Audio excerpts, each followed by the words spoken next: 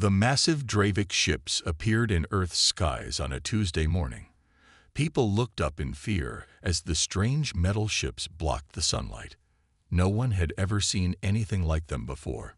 In New York, world leaders gathered quickly for an emergency meeting. Director Park from the United Nations Space Agency stood nervously as bright light filled the room. 5 tall aliens appeared from nowhere. Their leader, Grand Marshal Khan, towered over everyone. His skin had scales that changed colors as he spoke. "We need what your planet has," Khan said coldly.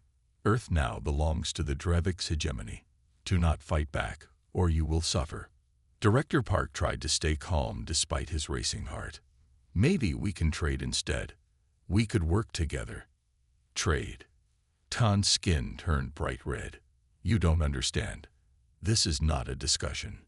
Ambassador Kim stepped forward. She began explaining Earth's military power and weapons. The aliens made strange clicking sounds. They were laughing at her. "Your weapons are like children's toys to us," Khan said. "We have taken over 12 star systems with much better defenses than yours." The meeting ended quickly. Within 3 days, huge alien machines appeared around the world.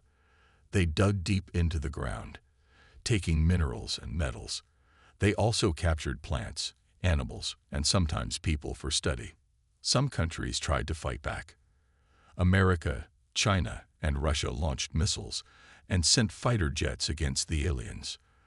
The Dravik ships fired strange blue beams that made the weapons disappear midair. Then they destroyed military bases around the world in just a few hours. In South Korea, Captain Lee hid with 50 soldiers and civilians in an underground bunker. They watched through cameras as the aliens built a massive headquarters where Seoul once stood. The beautiful city now lay in ruins. "They believe we have given up," Captain Lee told his people. "We will let them think that for now." The aliens set up rules. People had to work in the mines and factories. Anyone who refused disappeared. The Draviks didn't kill many humans. They needed workers, but they punished those who disobeyed. Captain Lee's group wasn't the only one hiding. All over the world, small groups of people found ways to hide from the aliens. They built secret rooms underground. They learned the aliens' patterns and habits. They collected broken pieces of alien technology. 6 months after the invasion, Lee's group made contact with other resistance groups in Japan, China, and North America. They used old radios and coded messages the aliens couldn't understand. 1 year after the invasion, Captain Lee met secretly with leaders from 20 resistance groups. They met in an abandoned subway tunnel deep under the ruins of Seoul. "The aliens are strong, but not as smart as they think," said Dr. Bog, who had studied the aliens closely. "They believe we are simple animals. They don't guard their technology well because they think we can't understand it." Captain Lee nodded. "Their mistake will be their downfall. They see us as weak because we retreated. They don't realize we are planning." The meeting lasted for hours. They shared information about alien weaknesses. The Draviks couldn't see well in the dark. They got confused by loud, high-pitched sounds. Their communication systems had simple security because they never expected humans to access them. Most importantly, the Resistance learned that the aliens had sent only a small force to Earth. Most of their ships and soldiers were fighting wars on other worlds. "We need time," Captain Lee told the group. "Time to learn their technology. Time to build our strength. The aliens think they've won, so they're not watching us carefully." As the meeting ended, Captain Lee looked at the determined faces around him. Old enemies, Koreans, Japanese, Americans, Russians, Chinese, now worked together against a common threat. Outside, Dravik's patrol ships flew over the ruined city. The aliens believed humans were broken, working obediently in their mines and factories. They didn't notice the missing equipment or the humans who disappeared into hidden tunnels at night. "Let them think we've surrendered," Captain Lee said again as the resistance leaders departed, each returning to their hidden groups around the world. "When we finally strike back, they won't know what hit them." 5 years had passed since the Draviks took over Earth. On the surface, it seemed like humans had accepted their new life. They worked in alien mines, digging up metals the Draviks needed. They worked in alien factories, making parts for Dravik ships. They even worked in alien labs, helping study Earth plants and animals.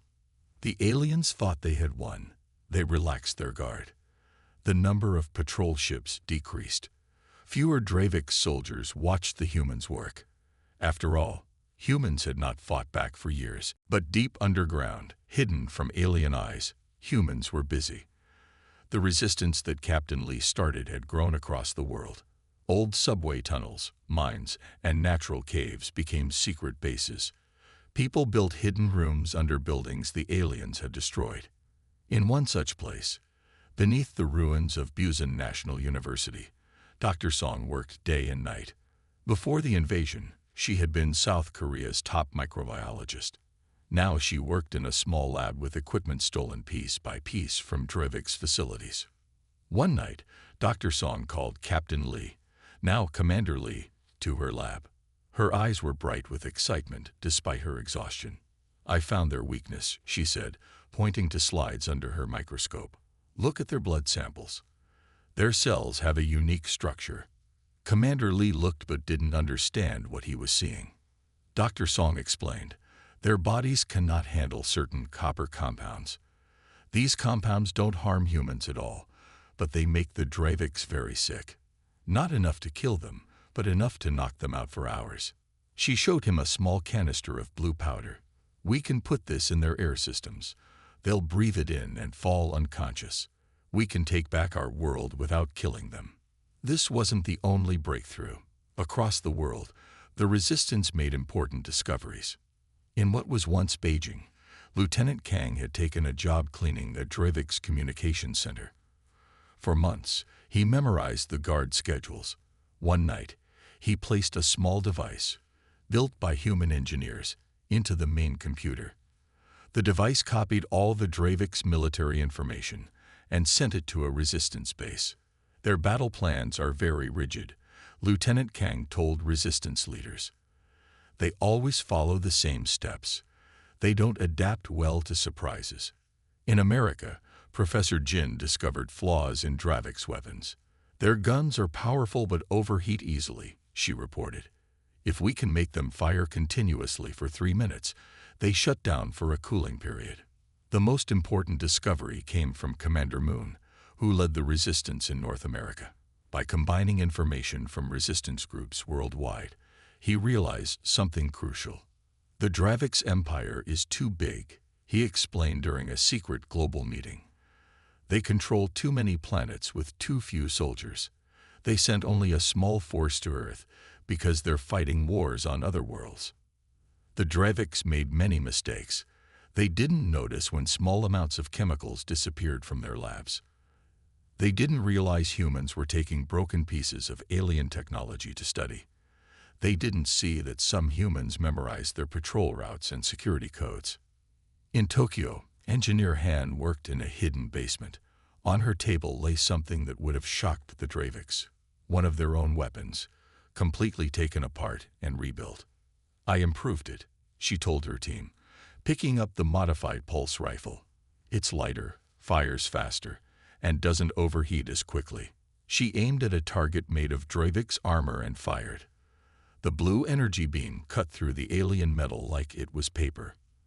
"The Draviks think they're smarter than us," Engineer Han said, "but they're actually quite simple. They've relied on their advanced technology for so long that they've stopped innovating." The resistance leaders agreed to meet in person. This was dangerous. They usually communicated using coded radio messages, but they needed to plan their next steps. They gathered in a large cave system under the ruins of Paris. Leaders from every continent sat together, sharing their discoveries and planning humanity's comeback. "We are nearly ready," Commander Lee told the group. "Dr. Song's copper compound is our key advantage. We've mapped every Dravik's facility on Earth. We've modified their own weapons to use against them." Commander Moon nodded. "The Draviks came to Earth for our resources, our metals, our minerals, our plants. But they overlooked the most important resource of all: Human creativity, engineer hand finished. They never imagined we could understand their technology, let alone improve it. As the meeting ended, Commander Lee looked at the determined faces around him. After 5 years of planning, humanity was finally ready to take back their world. The day of the attack started like any other. Dravik's guards watched humans walk to their work sites. The aliens felt safe and confident. For 5 years, humans had obeyed without trouble. The Draviks never expected what was about to happen.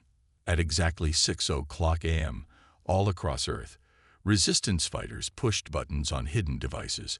These devices released Dr. Song's special copper mixture into the air systems of every Dravik's building. The blue-tinted gas moved silently through vents and air ducts. Dravik soldiers suddenly began coughing and falling to the ground. Their scaled skin turned pale. Their eyes rolled back. They weren't dead, just unconscious. The gas affected only the aliens, leaving humans completely fine. In Seoul, Commander Lee and 20 resistance fighters moved quickly into the main Dravik's headquarters. They wore simple cloth masks, even though the gas wouldn't hurt them. Each fighter carried a modified Dravik's weapon. "Remember the plan," Commander Lee said as they entered. "Don't damage anything we can use. We need their ships and computers." The large building was eerily quiet. Dravik's soldiers lay on the floor, breathing but unable to move. The resistance fighters secured them with special restraints designed for alien limbs. "Command center is clear," reported a fighter through the radio. "All aliens are down." Commander Lee moved to the top floor where the Draviks controlled their ships. There he found Pilot Nam already sitting at the main control panel. Before the invasion, she had been a commercial airline pilot. For the past year, she had secretly studied stolen Dravik's flight manuals. "Can you fly their ships?" Commander Lee asked. Pilot Nam nodded, her fingers moving across the alien controls. "Their system makes sense once you understand the basics. It's like they designed it for anyone to use." Outside, large Dravik's battleships sat on landing pads. Pilot Nam activated one after another. The ships hummed to life, their engines glowing blue. "All ships ready," she said. "Just need crews." Similar scenes played out across Earth. In London, Paris, New York, Beijing, Tokyo, and dozens of other cities, resistance fighters took control of Dravik's facilities. They captured alien ships intact. They downloaded information from alien computers. The Draviks had no plan for this situation. They never imagined humans could organize globally or use their own technology against them. Their emergency calls for help were confused and contradictory. In space, Grand Marshal Khan's flagship received these distress calls. Khan had returned to check on Earth, expecting to find humans working obediently.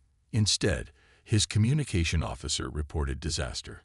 "All Earth facilities under attack," the officer said, his scales changing to a worried yellow color. "Humans using our ships. They've deployed some kind of gas weapon." "Impossible." Khan slammed his fist on his command chair. "They're primitives. How could they pilot our vessels?" The answer came when 3 Dravik's battleships rose from Seoul. Khan watched in disbelief as the ships, now controlled by humans, fired directly at his flagship. The shots were precise, hitting engines and weapon systems, but avoiding living quarters. "Return fire," Khan ordered. But more human-piloted ships appeared from across Earth. They surrounded Khan's flagship, firing in coordinated patterns. Damage alerts sounded throughout Khan's ship. "We must retreat," his second-in-command urged. "We need reinforcements." As Khan's damaged flagship limped away from Earth, more bad news arrived. 3 other planets under Dravik's control had also risen up against their alien rulers. These species, inspired by radio messages from Earth, had followed the human example. Back on Earth, Commander Lee and Lieutenant Kang worked quickly in the Seoul Command Center. They broke into the Dravik's main computer network using codes they had secretly gathered over years. "We've got everything," Lieutenant Kang said excitedly. maps of their entire empire, defense codes, locations of all their worlds and outposts. The computer screens showed hundreds of stars and planets. The Dravix Empire was huge but spread thin. Many worlds had only small Dravix forces controlling them. They gave us the stars, Lieutenant Kang said softly, looking at the maps. But they never thought we'd use this information against them. Commander Lee studied the star charts. How many ships do we have now? Reports are still coming in. Lieutenant Kang checked his tablet. At least 60 large battleships and hundreds of smaller vessels, all captured intact. Commander Lee nodded. For the first time in 5 years, he allowed himself to smile. Send messages to all resistance groups. Phase 1 is complete. Start training crews for spaceflight immediately. Outside, humans emerged from hiding places all over Earth. They looked up at the sky where Dravix patrol ships once flew. Now those same ships had human pilots. What's next? Lieutenant Kang asked. Commander Lee pointed to the star map showing the nearest Dravix colony. They came to our world. Now we go to theirs. 3 months after taking back Earth, humans were ready for their next step. They had learned to fly the Dravix ships and use Dravix weapons. They had studied the star maps showing all the places ruled by the alien empire. Now it was time to take the fight to the stars. Commander Lee, now called Admiral Lee, stood on the bridge of Earth's largest captured battleship. The ship, once called Dravix Glory, had been renamed Earth Hope. 50 similar ships waited nearby, each with trained human crews. Are all ships ready? Admiral Lee asked. Pilot Nam nodded. She was now the fleet's chief pilot trainer. All crews report ready, Admiral. They've completed the training simulations.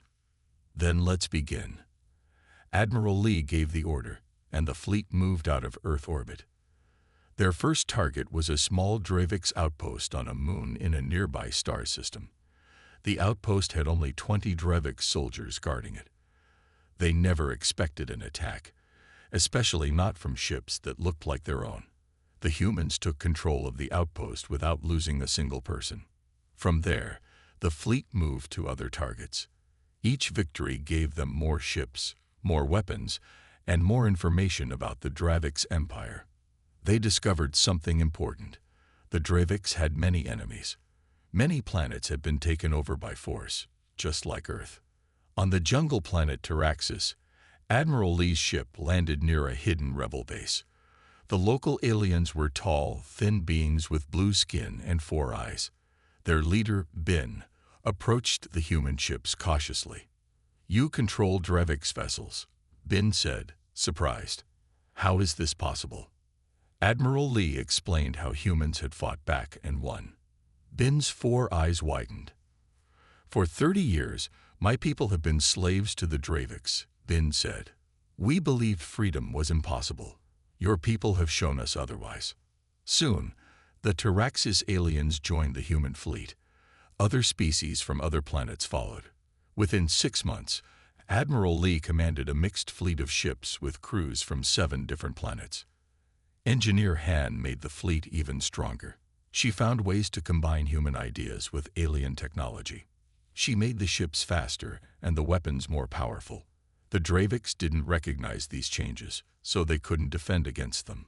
Pilot Nam taught human flying techniques to alien pilots. On Earth, fighter pilots had used tricks like quick turns, surprise dives, and fake retreats. These moves confused the Dravix, who flew in straight lines and used the same attack patterns every time. The New Alliance created a headquarters on a small moon that the Dravix had never considered important. From there, Intelligence Officer Choi coordinated their attacks. She made sure they hit Dravix bases when and where they least expected it. Strike here today, she would say, pointing to a map. Then be gone before reinforcements arrive.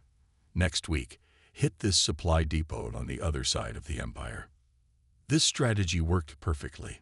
The Dravix couldn't predict where the next attack would come from. They sent ships to defend one area, only to find the Alliance attacking somewhere else. Meanwhile, Grand Marshal Khan faced serious problems.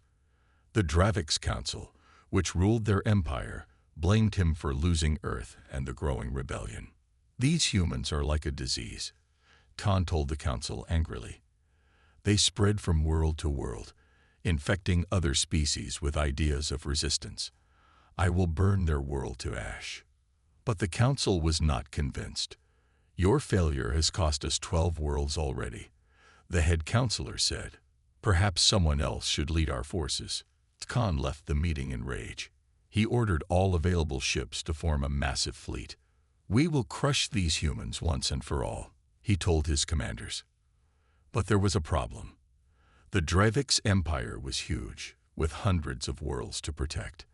They couldn't gather a large force without leaving many planets undefended. And every time they moved ships from one system, the human-led alliance would attack there. For the first time in their 1,000-year history, the Dravix faced an enemy they couldn't easily defeat. Humans changed tactics constantly. They used Dravix technology in ways the aliens never imagined possible.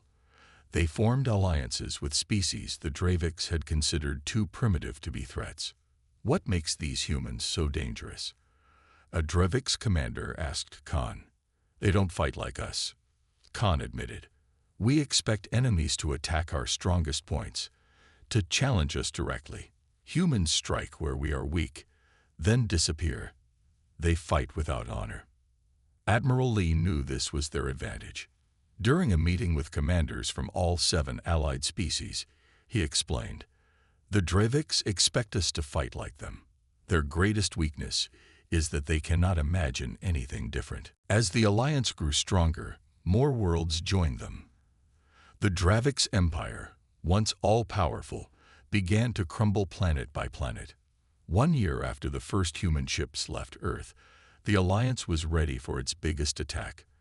The combined fleet of 300 ships approached Sulfur, the Dravix home planet. Ships from Earth, Taraxis, and 5 other freed worlds traveled together. Each ship carried crews from different species working side by side. Admiral Lee gathered all ship captains for a final meeting before the battle. Some captains wanted to destroy the entire Dravix world to end the war quickly. "No," Admiral Lee said firmly. "We will not kill innocent Dravix civilians. We are better than that. We will only attack military bases and government buildings." The captains agreed to follow his plan. Their goal was to end the Dravix rule, not to destroy their species. On Sulfur, Grand Marshal Khan prepared for the coming attack. He had gathered every available ship and weapon to defend his homeworld. The capital city was surrounded by powerful energy shields. "Let these humans come," Khan told his generals confidently. "They may have won small battles, but they cannot defeat the full power of Sulfur. Our world has never fallen to any enemy." What Khan didn't know was that the battle had already begun. 3 months earlier, Intelligence Officer Choi had sent small teams of humans and aliens to infiltrate Sulfur. These teams had taken jobs as workers and slowly gained access to important systems. As the Alliance fleet appeared in Sulfur's sky, Officer Choi gave the signal. All across the planet, her teams activated hidden devices. Suddenly, the planet's defensive shields flickered and died. The orbital weapon platforms stopped working. Khan watched in horror as his defenses failed. "What is happening?" he shouted at his technicians. "Someone has changed all our security codes," a technician replied in panic. "We can't restart the systems." Admiral Lee's voice came through on all Dravix communication channels. "This is Admiral Lee of the Free Worlds Alliance.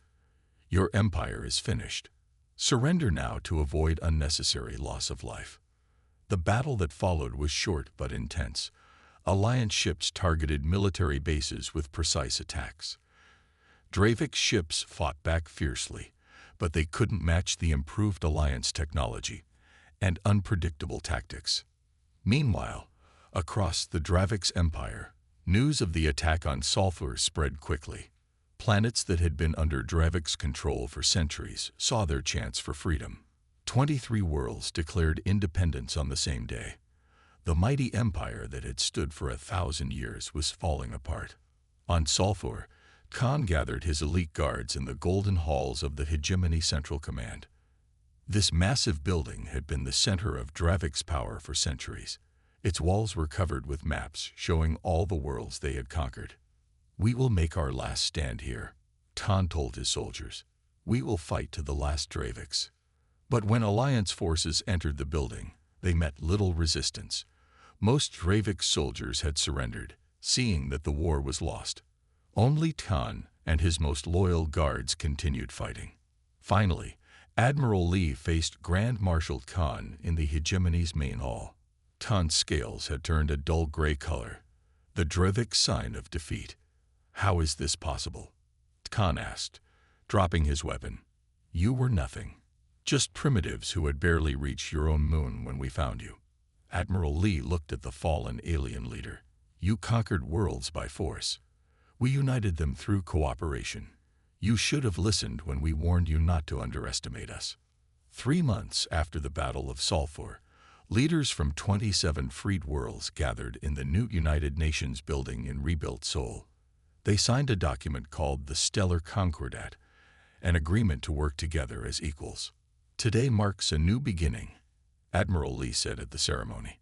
"Not just for Earth, but for all our worlds. We have learned that our differences make us stronger when we work together." As the ceremony ended, news arrived that the last Dravik's military base had surrendered. The war was officially over. In a comfortable but secure room on Earth, former Grand Marshal Khan watched through a window as ships from different worlds took off and landed at the nearby spaceport. Humans worked alongside blue-skinned Taraxians, green-scaled Valerians, and other species he had once ruled over. A human guard brought him his meal. Khan had learned that humans did not torture or mistreat prisoners, another surprise from these strange beings. "Your people continue to confuse me," Khan said to the guard. "You defeated us, but you don't destroy us. You could have taken our worlds, but instead you freed them." The guard shrugged. "That's not who we are." As the guard left, Khan turned back to the window. He watched a ship rise into the sky, heading to some distant world. "They warned us," he said quietly to himself. "We should have listened."